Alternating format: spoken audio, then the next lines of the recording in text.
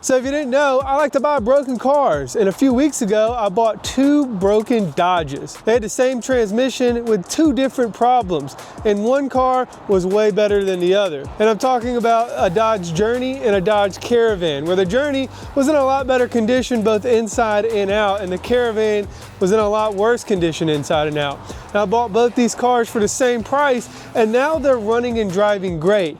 But we have a few more things to do before I can get my money back on them. And the first of which is getting a state inspection. In the Dodge Journey, well, it failed for a tail light. So now we gotta fix that and make sure the Caravan don't fail as well. Buckle up, folks. It's time to get dirty. So it's back in here, but it's not in here for what you think. We just gotta replace that tail light, get that thing fixed where it'll pass state inspection. And luckily my good friends at Bill's Junkyard near me, they got me a nice tail light for like 1/3 of the price. It was like 60 bucks for this thing.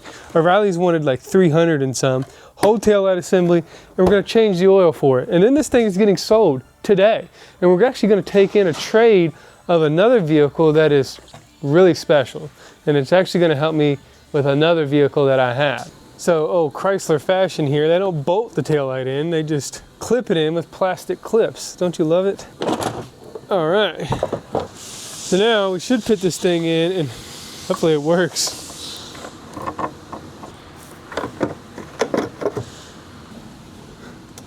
Aha, look at that. Look at that. Yeah, everybody's a winner. Bam, hold on, wait a second. Oh yeah, it all works. Let's make sure the signal works too. Everything works. So before we even change the oil, one of the absolute last things we need to do is vacuum this thing out. I mean, we don't actually have to do this, but I already got it sold. It's just a nice gesture. Sometimes if you want to detail this stuff, you can do it yourself and save a buck or two, but you can also pay somebody like 50 to 100, 200 bucks to do all this for you. But again, it cuts into your profit. So whatever labor you can do yourself on flipping these cars, it's gonna save you money, put more money in your pocket.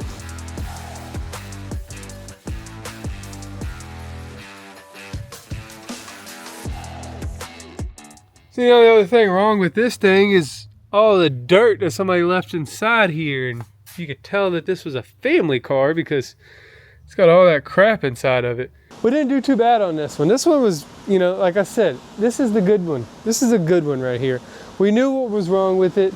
We were able to check it out before we bought it. We bought it for cheap. We fixed it for cheap. And now we're gonna sell it for cheap. And that's how you sell them quick. But we also did a lot of labor to it, and the labor is where you make your profit. You got to put labor into it, and you only get that labor back when you go to sell it. And that's why I sell it so cheap, you know, because hey, I know what my labor's worth, and I just get what I'm worth, you know.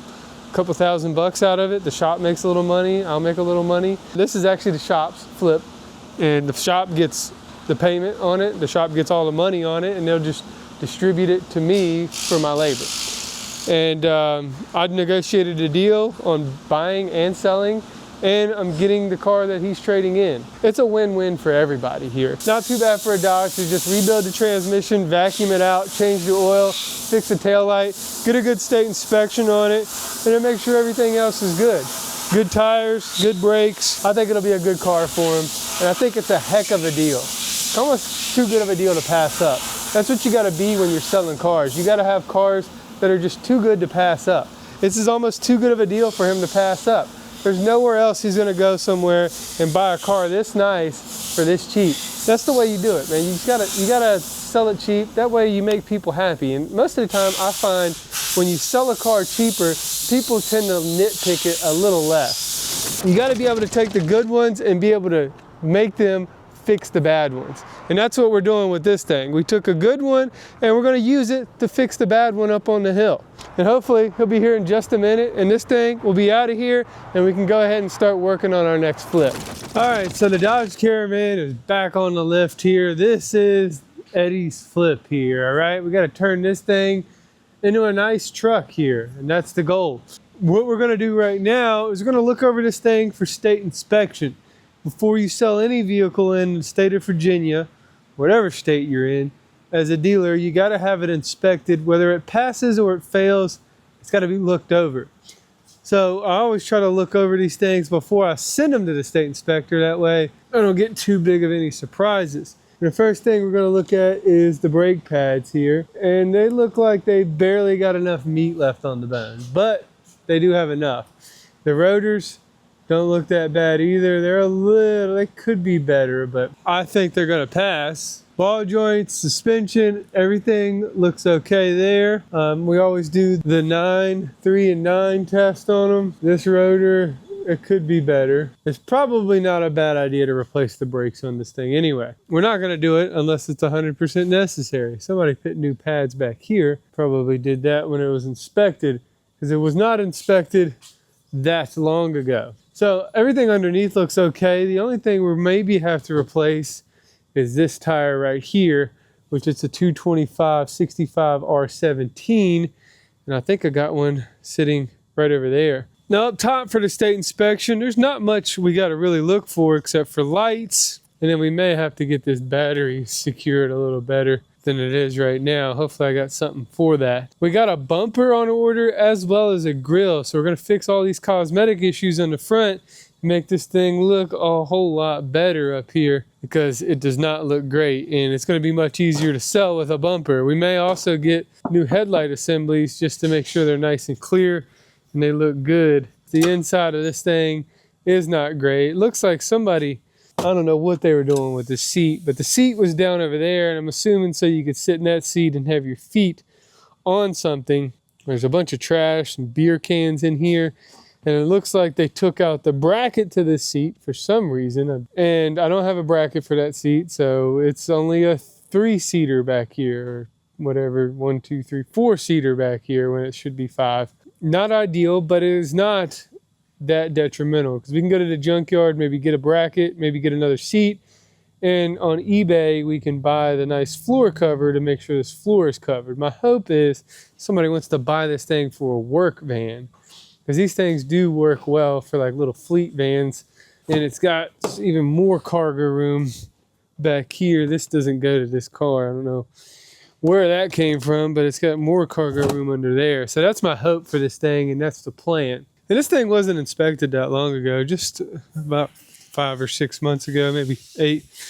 So it should pass state inspection, and at that point I'll be ready to list it for sale while I fix all the minor cosmetic issues. So we're going to call the state inspector, see if he can replace that tire while it's over there with my good used one, put a sticker on it, and we'll start fixing the cosmetic issues. All right, we got our van back, and look, it's got a brand new state inspection on it. That means it passed, and we got the tire pit on the back. We got a good tire on it. We got a good sticker on it. Now all that's left is we got to get a good bumper on it. And then this thing's ready to sell. I might do some headlights and some more cosmetic stuff, you know, shine up the turd a little bit more. But for now, we're going to get it back to the shop and see if we can get the bumper on it and get it finally sold and out of here. All right, it's time for the final piece, or what I hope is the final piece. All right, I got this thing off of Amazon. And somehow they squeezed this big old bumper in this little bitty box. So it's time to see how they did that. This was only $100 off of Amazon. Let's see if it actually looks like $100. That is not, I'm not hopeful. That doesn't look great. So usually the deal is when you buy cheap aftermarket bumpers like this, you got to take them outside in the sun, but today it's not that sunny outside, so whoo, it smells like new plastic. Ugh.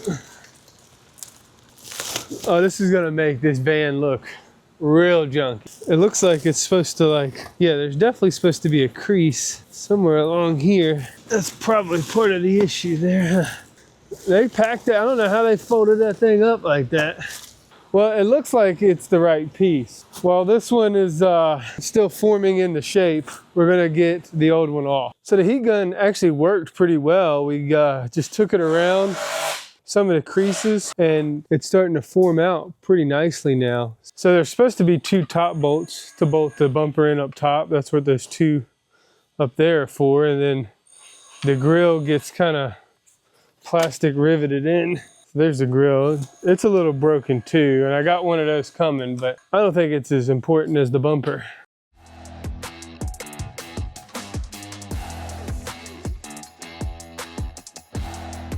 It's taking shape. This should help. Not guaranteed, but it definitely should help. All right, it don't look too bad. I think it's about ready to go on now. We got it in form. We got all the plastic on the inside that we need. We even put the broken grill on there, and you can hardly tell it's even broken. I might not even need the grill that I bought. So let's slap it on and do the finishing touches. All right, so this thing should just, oh yeah, it's a little tight. It's a little tight, not too bad.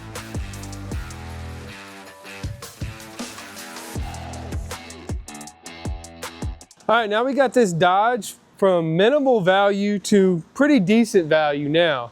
And this thing seems like it's a whole lot better. Cosmetically, I mean, all I really needed was the bumper. I bought a grill, but I don't even think I'm gonna need it. Now, all I need is a good buyer. And I think I already got one in mind. I still have some cosmetic issues in this thing, but because the mechanical aspect of it is now fixed, this car is now worth a whole lot more than it was when I bought it. And I already got a buyer interested in it because people need cars. They're desperate for cars. And more importantly, people are desperate for cheap cars. That's why I like to buy them cheap, fix them cheap, and sell them cheap. It makes it go a lot quicker when you're flipping cars. So as far as I'm concerned, I'm about done with this thing. So now we're gonna back this thing out, park it up front, throw a for sale sign on it, and go fishing. And hopefully, I don't even care how big of a catch I reel in. A catch is a catch because it's gonna be worth more than what I got into it now. So the journey is gone, and this is what I got. We got a little bit of cash, and we got a 4Runner, baby. My favorite. I showed you the red 4Runner up on the hill earlier, and it's got the knocking motor, it's got a little bit of problems. Well, this one has a lot of rust underneath of it. I made a short about it a few weeks ago, and the guy brought it to me to see if I could do anything with it. And I still don't think it is worth saving, but it's only got 180 some thousand miles on it. And listen to the engine on this thing. Oh yeah, you can barely hear that thing run, unlike the red one up there. It's got a good engine in it. So that's what my main worth of it was. I gave them $500 in trade-in value because it was rusted out. The axle's about to fall out of the thing because it's literally rusting out from the subframe. We got a black 4Runner. I'm gonna part out some of the parts. Somebody might need a hood and some headlights and bumpers and other stuff. I need some parts for the red one, including the engine. So that's what we're gonna use it for. It's gonna be a parts vehicle. I'm sad to see it rust out and go, but hey, it is what it is. And the guy got plenty of life out of it. I sold it to him actually with like 50 some thousand miles on it, and now it's got 180 some thousand miles on it. He paid next to nothing for it, just like he did for the Journey, and he drove it for about 3 years. Now it's back here. He knew it had rust problems, and now he needs a better car to carry his kids in, and this is just simply not safe for him anymore. So we sold him the Journey, has third row seating in the Journey. It's gonna work out great for him and his kids. It's a low mileage Dodge, and plus it's much safer than a rusty old 4Runner. But this thing still is not in bad condition, especially on the outside. And this is a little bit of car flipping knowledge that you need to be aware of as well. These old 4Runners, while they are great vehicles to flip, you can find them cheap. You can maybe find them with cosmetic issues, maybe even powertrain issues, find good used parts to fix them with, but they are rust buckets. They will rust out. And most of the time, when people sell them cheap, they got rust problems. And I sold it cheap to them with rust problems, and now it's coming back cheap to me with even more rust problems. But we're not concerned about that. We're just gonna use the parts out of it. I mean, it's still really clean on the inside. It's a darn shame this thing's rusting out. And I'll show you the rust in it in the next video. But now, instead of just having one car to flip, we got 2 cars to flip because I got my Dodge Caravan still sitting on the lift, and I got my red 4Runner up there on the hill, and I got plans to fix both of them. All right, we finally got our Dodge Caravan back together. Our Journey is gone, it's sold, and hopefully the Dodge Caravan is next. But in a condition like this, for as cheap as I'm gonna sell it, it's gonna be hard not to sell it, and that's the point of flipping cars. Now, once we get this thing sold, we're gonna move it into some bigger and better flips, okay? I know we work on a lot of boring cars on this channel, and I'm gonna change that coming in 2026. And I'm gonna start it with this series right here. So we're gonna take this Dodge Caravan, and we're gonna take a couple other cars that I have. Like this black Toyota 4Runner. It's rusted out. I got it in off a trade for the Dodge Journey that we sold. We took a little bit of money off the sale for it, about 500 bucks. And I took it as payment for all my labor to fix the Dodge Journey. So it is truly my car. Now we're gonna take this car and the red 4Runner way up there on the hill. We're gonna take these 3 cars and turn them into what I hope is a really nice Toyota Tundra for myself. So the plan is to take the engine out of this black rusty 4Runner, put it in the red 4Runner that has a bad motor right now, and sell the Dodge Caravan and hopefully get enough money to buy something, I don't know, we should be somewhere around 6 to 7 grand, which is still not enough for a Tundra. So at that point, we'll have to take that 6 or 7 grand, park it into another car, maybe buy another couple broken cars and flip those until we could get up to somewhere in the level of 10 to 15 grand, which is where I think I can buy a pretty nice Toyota Tundra. And then maybe later on in the channel, once I get my truck, we'll go ahead and we'll start building some horsepower stuff. Maybe we can even make it to the Freedom 500 and race against Cletus McFarland himself. That's my goals, folks. And hopefully you'll be there to watch them and enjoy them with me. Till then, whatever you do, however you do it, make sure you work hard, make sure you play hard, and most importantly, make sure you stay dirty and subscribe. You can just call me Eddie.